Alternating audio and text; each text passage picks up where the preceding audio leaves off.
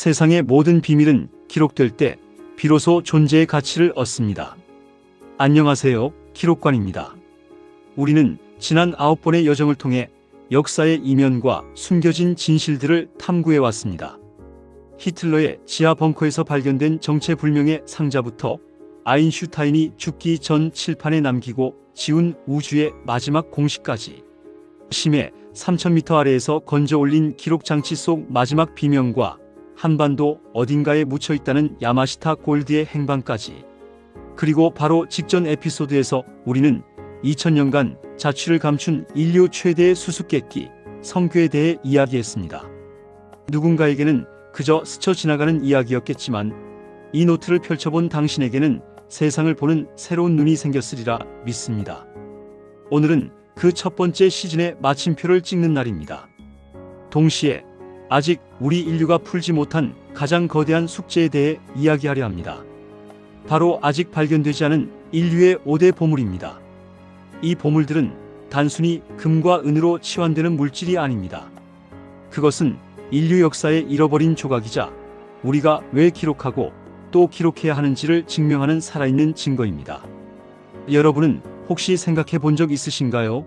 왜 발견되지 않은 것들이 발견된 것들보다 더 우리를 매혹시키는지 말입니다. 그 답은 간단합니다. 인간은 완성된 이야기보다 미완의 이야기에 더 끌리는 존재이기 때문입니다. 지금부터 제가 여러분을 안내할 5개의 비밀. 그것은 여전히 지구 어딘가에 숨겨져 있거나 혹은 영원히 발견되지 않을 수도 있는 인류 최대의 미스터리입니다. 첫 번째 보물은 신의 목소리를 담았다고 전해지는 성교의 언약궤입니다. 눈을 감고 상상해 보십시오. 기원전 13세기 시나이 반도의 뜨거운 사막, 40년간 광야를 헤매던 이스라엘 민족의 중심에 천막 하나가 서 있습니다. 그 천막 안 가장 깊숙한 곳, 지성소라 불리는 공간에 그것이 있었습니다. 길이 130cm, 폭과 높이가 각각 80cm, 조각목으로 만들어진 상자의 내외부는 순금으로 입혀졌습니다. 그 광택은 촛불 아래에서도 마치 태양을 머금은 듯 빛났다고 합니다. 뚜껑 위에는 2개의 케루빔, 천사의 형상이 날개를 펼치고 있었습니다. 그 날개는 서로를 향해 있었고 그 사이의 공간을 시은좌라고 불렀습니다. 바로 그곳에서 하나님의 음성이 들렸다고 성서는 기록합니다. 상자 안에는 모세가 받은 십계명 석판, 만나를 담은 금 항아리, 그리고 아론의 싹이 난 지팡이가 보관되어 있었습니다. 하지만 성교의 진짜 가치는 그 내용물이 아니었습니다.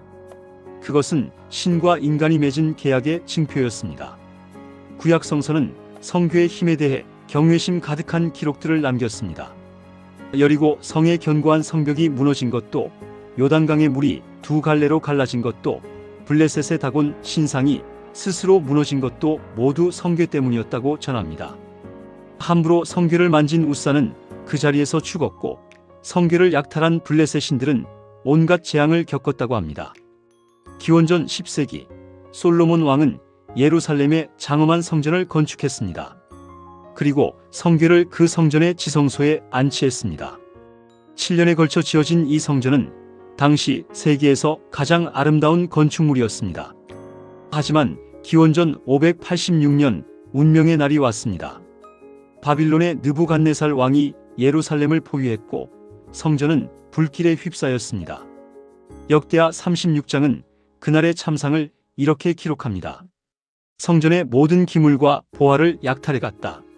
하지만 성교에 대한 언급은 없습니다. 그 이후 2600년간 성교의 행방은 묘연합니다. 현재까지 제기된 가설은 크게 3가지입니다. 첫째, 에티오피아 설. 악숨이라는 도시의 시온의 성모 마리아 대성당에 보관되어 있다는 주장입니다. 이 성당의 수호자는 일생 동안 단 한 명만 임명되며 그는 죽을 때까지 성당을 떠나지 않습니다. 외부인의 접근은 철저히 차단됩니다. 에티오피아 정교회는 우리에게 진짜 성교가 있다고 주장하지만 그 어떤 과학적 검증도 허용하지 않습니다. 둘째, 예루살렘 지하설. 유대교 전승에 따르면 제사장들이 바빌론군이 쳐들어오기 직전 성교를 성전산 지하 비밀 통로에 숨겼다고 합니다. 탈무드에는 성궤는 여전히 그 자리에 있다는 구절이 있습니다. 하지만 성전사는 현재 이슬람의 성지이며 발굴은 엄청난 정치적 분쟁을 야기할 것입니다. 셋째, 소실설. 이미 파괴되었거나 약탈되어 녹여졌을 가능성입니다. 하지만 신앙인들에게 이것은 받아들이기 어려운 결론입니다. 제가 보기에 성궤의 진짜 힘은 물리적 존재 여부가 아닙니다. 그것은 기록이 권력이 되던 시대의 가장 완벽한 상징입니다. 십계명이라는 최초의 성문법, 돌판에 새겨진 신과 인간의 계약서. 그 원본을 찾는 것은 곧 인류 문명의 뿌리를 찾는 것과 같습니다. 성궤를 둘러싼 진실은 여전히 베일에 쌓여 있습니다. 하지만 그 기록의 실체가 언젠가 드러날 것이라는 희망만큼은 지금도 계속되고 있습니다. 왜냐하면 인간은 포기할 수 없는 존재이기 때문입니다. 두 번째 보물은 유라시아 대륙을 호령했던 정복자 칭기즈칸의 무덤입니다. 몽골 초원의 바람 소리를 들어보셨나요? 그 소리 속에는 800년 전 세계를 정복한 한 남자의 숨결이 섞여 있습니다. 1227년 8월 칭기즈칸은 서하 원정 중 66세의 나이로 세상을 떠났습니다. 죽음을 앞둔 그가 남긴 유언은 명확했습니다. 내 무덤을 결코 찾지 못하게 하라. 내 죽음을 알리지 말라. 적들이 내가 죽었다는 것을 알면 제국이 흔들릴 것이다. 몽골 비사에 따르면 그의 시신은 즉시 고향인 켄티 산맥의 부르칸 칼둔으로 옮겨졌습니다. 장례 행렬은 밤에만 이동했고 길에서 마주친 모든 사람을 죽였습니다. 목격자를 남기지 않기 위해서였습니다. 장례식에 참여한 2,000명의 병사들. 그들은 무덤의 정확한 위치를 알고 있었습니다. 하지만 의식이 끝나자마자 모두 처형되었습니다. 그리고 그들을 처형한 병사들마저 또 다른 부대에 의해 제거되었다는 기록이 있습니다. 비밀을 아는 자는 한 명도 살려두지 않겠다는 철저한 전략이었습니다. 무덤 위로는 수천 마리의 말을 달리게 했습니다. 땅이 완전히 단단해질 때까지. 어떤 기록은 강줄기를 돌려 무덤 전체를 물속에 잠기게 했다고 전합니다. 그리고 그 위에 다시 숲을 조성했습니다. 나무를 심고 풀을 자라게 하고 어떤 흔적도 남기지 않았습니다. 상상해 보십시오. 드넓은 초원 어딘가 바람만이 아는 그 장소. 지하 깊은 곳에는 세계를 정복한 남자가 잠들어 있습니다. 그의 곁에는 무엇이 있을까요? 금과 은은 기본입니다. 그가 정복한 40여 개 국가에서 약탈한 보물들. 페르시아의 정교한 비단, 중국 송나라의 청자와 백자, 중앙아시아의 투명한 유리 공예품들, 인도의 보석들, 러시아의 호박. 그 가치는 추정조차 불가능합니다. 어떤 역사학자는 현대 가치로 수조 원에 달할 것이라 말합니다. 하지만 보물보다 더 귀중한 것이 있을지 모릅니다. 칭기즈칸의 개인 유품들입니다. 그가 평생 사용한 활과 칼, 그가 입던 갑옷, 그리고 혹시 아십니까? 그가 직접 쓴 일기나 전략서 같은 것이 함께 묻혔을지도. 만약 그런 기록물이 발견된다면 그것은 역사를 다시 쓸만한 발견이 될 것입니다. 800년이 지난 지금까지도 수많은 고고학자와 탐험가들이 칭기즈칸의 무덤을 찾아 헤맸습니다. 2000년대 들어서는 최첨단 기술이 동원되었습니다. 인공위성 사진 분석, 지하 투시, 레이더, 열화상 카메라, 심지어 드론까지. 하지만 결과는 같았습니다. 단 하나의 단서도 발견하지 못했습니다. 몽골 정부는 칭기즈칸이 잠든 켄티 산맥 일대 약 1만 2천 제곱킬로미터를 이흐 가자르 초퉁가스 아가드 가자르, 위대한 금지된 신성한 땅으로 지정했습니다. 그곳에서의 발굴은 법으로 엄격히 금지되어 있습니다. 왜일까요? 몽골인들은 칭기즈칸의 유언을 지키는 것이 그에 대한 최고의 존경이라고 믿습니다. 그를 찾는 것은 그의 뜻을 거스르는 일입니다. 기록관인 저는 생각합니다. 칭기즈칸이 남긴 진짜 보물은 황금이 아니라는 것을. 그것은 흔적을 지우는 완벽한 전략 그 자체였습니다. 그는 기록의 힘을 누구보다 잘 알고 있었습니다. 살아서는 모든 것을 기록하게 했습니다. 정복한 땅, 승리한 전투, 제국의 법. 하지만 죽어서는 역설적으로 기록되지 않음으로써 영원한 신비가 되었습니다. 발견되지 않는 무덤은 파괴될 수도 약탈될 수도 없습니다. 그는 죽어서도 여전히 정복자로 남아 있습니다. 이것이야말로 기록의 역설이 아닐까요? 때로는 기록하지 않는 것이 가장 강력한 기록이 될 수 있다는 것. 잠시 숨을 고르겠습니다. 여러분, 지금까지 소개한 두 보물의 공통점이 무엇인지 아십니까? 바로 기록의 부재가 만든 갈망입니다. 있었지만 사라진 것, 있지만 찾을 수 없는 것. 그 공백이 오히려 우리의 호기심을 자극합니다. 이것은 단순한 보물 이야기가 아닙니다. 이것은 인간의 본성에 대한 이야기입니다. 우리는 왜 없는 것을 찾으려 하는가? 왜 불완전함에 매료되는가? 여러분이 지금 이 영상을 보고 계신다는 것, 그것만으로도 당신은 특별한 사람입니다. 빠른 정보와 자극적인 콘텐츠가 넘쳐나는 세상에서 10분 가까이 되는 이 영상을 끝까지 시청하고 계시다는 것은 당신이 진짜 가치를 알아보는 안목을 가졌다는 증거입니다. 여러분이 지금 이 영상에 좋아요를 누르고 구독을 하는 행위는 단순히 알고리즘에 반응하는 것이 아닙니다.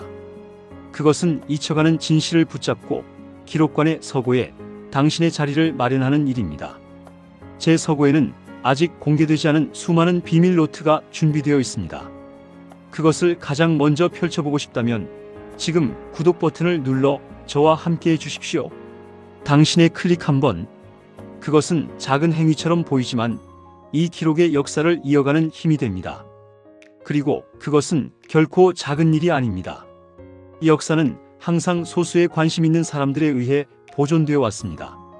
자, 그럼 다시 탐험을 계속하겠습니다. 남은 3개의 보물로 여러분을 안내하겠습니다. 세 번째 보물은 세계 8대 불가사의라 불렸던 러시아의 엠버룸 호박방입니다.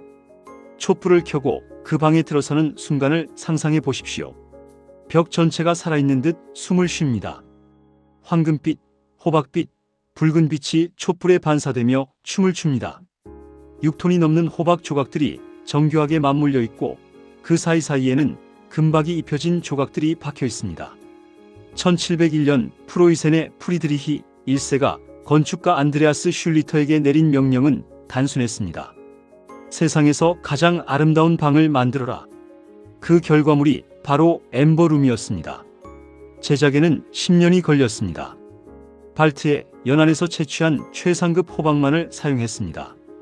호박은 수천만 년 전 소나무 수액이 화석화된 것입니다. 그 안에는 때로 곤충이나 식물 조각이 그대로 보존되어 있기도 합니다. 장인들은 이 호박 조각들을 0.1mm 단위로 깎고 다듬어 벽에 맞췄습니다. 완성된 방의 크기는 55제곱미터. 호박 패널로 뒤덮인 벽 사이사이에는 베네치아산 거울이 설치되었고 천장에는 프레스코화가 그려졌습니다. 플로렌스에서 가져온 모자이크, 러시아산 옥, 다양한 보석들이 장식으로 더해졌습니다. 1716년 이 방은 프로이센과 러시아의 동맹을 기념하는 선물로 표트르 대제에게 증정되었습니다.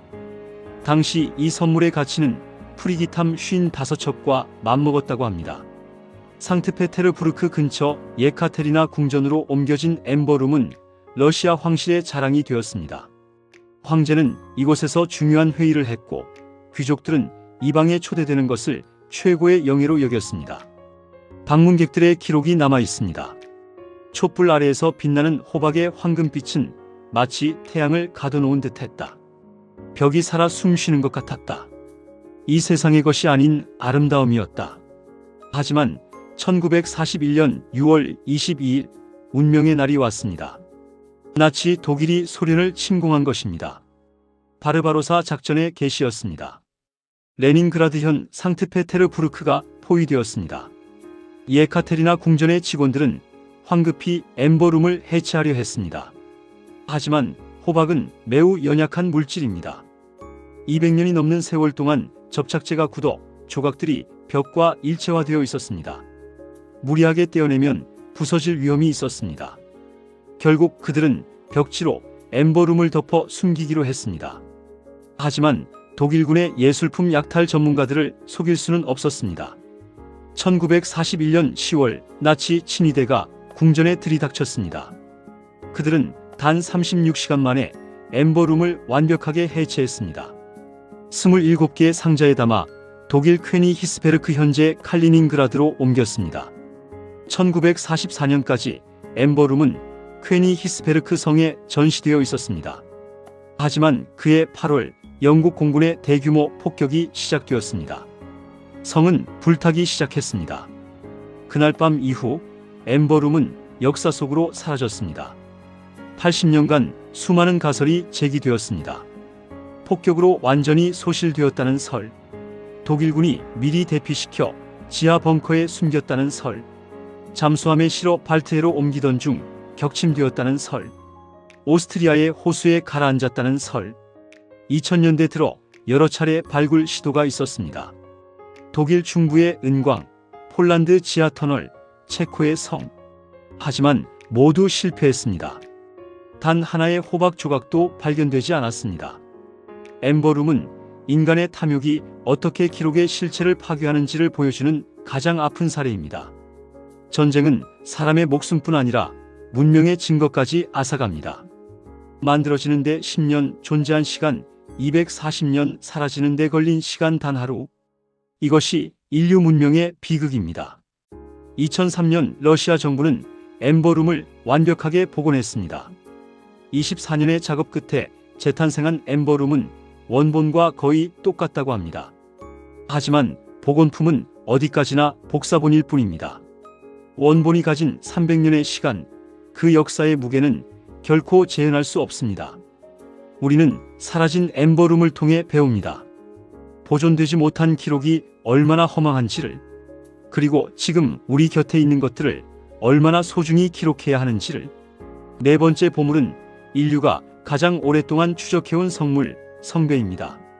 기독교 전승에 따르면 성배는 최후의 만찬에서 예수 그리스도가 사용한 잔입니다. 그날 밤 예루살렘의 어느 다락방, 12제자가 둘러앉은 식탁 위에 그 잔이 놓여 있었습니다. 그것은 아마도 평범한 나무 잔이었을 것입니다. 당시 유대인들이 사용하던 흔한 형태의 컵. 하지만 예수가 그 잔을 들어올리며 말했습니다. 이것은 나의 피다. 너희를 위하여 흘릴 새 언약의 피다. 그 순간 평범한 잔은 더 이상 평범하지 않게 되었습니다. 십자가 처형 후 아리마대 요셉이 예수의 시신을 거둘 때 그리스도의 피를 이 잔에 받았다고 전해집니다. 그리고 그 잔은 어디론가 사라졌습니다. 전설이 시작된 것은 중세 유럽입니다. 12세기 프랑스의 음유시인 크레티엥 드 트루아가 쓴 성배 이야기가 최초의 기록입니다. 아서 왕의 원탁의 기사들이 성배를 찾아 떠나는 이야기. 전설에 따르면 성배는 놀라운 힘을 가지고 있습니다. 이 잔에서 마신 자는 영생을 얻습니다. 모든 병이 치유됩니다. 영원한 젊음을 유지합니다. 그리고 완전한 지혜를 얻게 됩니다. 원탁의 기사들 중 가장 순수하고 고결한 기사 갈라드만이 성배를 발견했다고 합니다. 하지만 그가 성배를 보는 순간 성배는 하늘로 올라가 다시는 인간 세상에 나타나지 않았다고 전해집니다. 템플 기사단과 성배의 연결고리도 유명합니다. 12세기 예루살렘을 점령한 템플 기사단이 솔로몬 성전터를 발굴했습니다. 그들이 그곳에서 무엇을 발견했는지는 아무도 모릅니다. 하지만 소문이 돌았습니다. 그들이 성배를 찾았다고. 갑자기 막강해진 템플 기사단의 부와 권력. 그것이 성배의 힘 때문이라는 소문이 퍼졌습니다. 하지만 1307년 템플 기사단이 프랑스 왕에 의해 해체되면서 성배는 다시 사라졌습니다. 현재까지 이것이 진짜 성배다라고 주장하는 유물은 200개가 넘습니다. 스페인 발렌시아 대성당에는 산토 칼리스라 불리는 옥수잔이 있습니다. 이것이 진짜 성배라고 주장합니다. 이탈리아 제노바에는 사크로 카티노라는 유리 그릇이 있습니다. 영국 글래스턴베리에는 성배의 우물이라는 전설적인 장소가 있습니다. 하지만 과학적으로 증명된 것은 하나도 없습니다.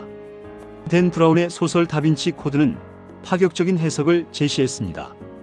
성배는 잔이 아니라 예수의 혈통을 이어받은 사람, 즉 막달라 마리아라는 것입니다. 이 소설은 전 세계적으로 8천만 부 이상 팔렸습니다. 인디아나 존스는 성배를 찾아 모험을 떠났습니다. 몬티 파이썬은 성배 탐색을 블랙 코미디로 비틀었습니다. 성배는 이제 하나의 문화적 아이콘입니다. 기록관의 관점에서 성배는 무엇일까요? 저는 이렇게 생각합니다. 성배는 아마도 물리적인 잔이 아닐 것입니다. 성배는 완벽함에 대한 인간의 갈망을 기록한 메타포입니다. 영생에 대한 집착, 구원에 대한 희망, 그리고 의미 있는 삶에 대한 질문. 우리는 무엇을 찾기 위해 2000년 동안 존재하지 않을 수도 있는 잔을 쫓고 있는 것일까요? 그 답은 명확합니다. 우리는 잔을 찾는 것이 아닙니다. 우리 자신의 의미를, 우리 존재의 가치를 찾고 있는 것입니다. 성배 탐색은 결코 끝나지 않을 것입니다. 왜냐하면 그것은 외부에 있는 것이 아니라 우리 내면에 있는 질문이기 때문입니다. 마지막 5번째 보물은 아마존 정글 깊숙이 숨겨졌다는 잉카 제국의 황금 도시 파이티티입니다. 안개가 자욱한 아마존 정글을 상상해 보십시오. 나무들이 하늘을 가리고 새들의 울음소리와 원숭이들의 외침이 뒤섞입니다. 그 어딘가에 500년 전 사라진 도시가 잠들어 있을지 모릅니다. 1533년 11월 16일 스페인 정복자 프란시스코 피사로가 잉카 제국의 수도 쿠스코에 입성했습니다. 그가 본 광경은 상상을 초월했습니다. 태양신전 코리칸차의 벽은 순금판으로 덮여 있었고 정원에는 실물 크기의 황금 옥수수가 심어져 있었습니다. 피사로는 잉카의 황제 아타우알파를 인질로 잡았습니다. 아타우알파는 자신의 목숨을 구하기 위해 엄청난 제안을 했습니다. 내가 갇힌 이 방을 금으로 1번, 은으로 2번 채워주겠다. 그 방의 크기는 가로 6.7m, 세로 5.2m, 높이 2.7m였습니다. 잉카 제국 전역에서 황금이 모여들었습니다. 6개월 만에 약 6톤의 금과 12톤의 은이 모였습니다. 하지만 스페인인들은 약속을 지키지 않았습니다. 1533년 7월 26일 아타우알파는 처형되었습니다. 그 소식이 전해지자 쿠스코로 향하던 황금 행렬이 멈췄습니다. 수십 톤의 금과 은을 실은 라마 떼. 그들은 방향을 돌렸습니다. 정글 속으로. 잉카의 제사장들과 귀족들 그리고 남은 왕족들이 황금을 지키고 정글로 사라졌습니다. 그들이 세운 새로운 도시가 바로 파이티티라고 전해집니다. 스페인 선교사들의 기록에는 단편적인 증언들이 남아 있습니다. 1571년 선교사 안드레스 로페스의 기록 정글 속에 큰 도시가 있다는 소문을 들었다. 인디오들은 그곳을 파이티티라 부르며 황금이 길바닥에 널려 있다고 한다. 1600년 예수의 선교사의 편지. 태양신전의 벽은 순금으로 덮여 있고 그곳 사람들은 황금으로 만든 장신구를 걸치고 있다고 한다. 하지만 정확한 위치는 어디에도 기록되지 않았습니다. 페루 남동부 정글, 볼리비아 국경지대, 브라질 아마존 깊은 곳. 가능성만 무성할 뿐입니다. 20세기 탐험의 시대가 왔습니다. 가장 유명한 사람은 영국의 퍼시 포셋 대령입니다. 그는 1925년 파이티티를 찾기 위해 아들과 친구를 데리고 정글로 들어갔습니다. 그들은 브라질 마투그로스 정글 깊숙이 들어간 후 영원히 돌아오지 못했습니다. 그의 마지막 편지에는 이렇게 적혀 있었습니다. 우리는 곧 진실을 찾을 것이다. 만약 우리가 돌아오지 않는다면 우리를 찾으려 하지 말라. 포셋의 실종은 또 하나의 전설이 되었습니다. 수십 개의 수색대가 파견되었지만 그의 흔적조차 찾지 못했습니다. 21세기 위성사진과 라이다 기술이 등장했습니다. 2001년 이탈리아 탐험가 마리오 폰셀리가 위성사진을 통해 의심스러운 구조물을 발견했다고 발표했습니다. 하지만 현장 확인 결과 자연적인 지형이었습니다. 2015년 새로운 발견이 있었습니다. 라이다 기술을 이용해 온두라스 정글에서 하얀 도시의 유적을 찾아냈습니다. 이것이 파이티티일까요? 아닙니다. 이것은 다른 문명의 유적이었습니다. 파이티티는 정말 존재하는 걸까요? 아니면 잉카인들이 만든 허상일까요? 어쩌면 잉카인들은 의도적으로 여러 개의 거짓 정보를 퍼뜨렸을지 모릅니다. 스페인인들을 혼란시키기 위해, 진짜 비밀은 영원히 지키기 위해. 기록이 끊긴 지점에서 전설이 시작됩니다. 그리고 그 전설을 다시 기록으로 바꾸는 것, 신화와 사실을 구별해내는 것이 바로 우리가 해야 할 일입니다.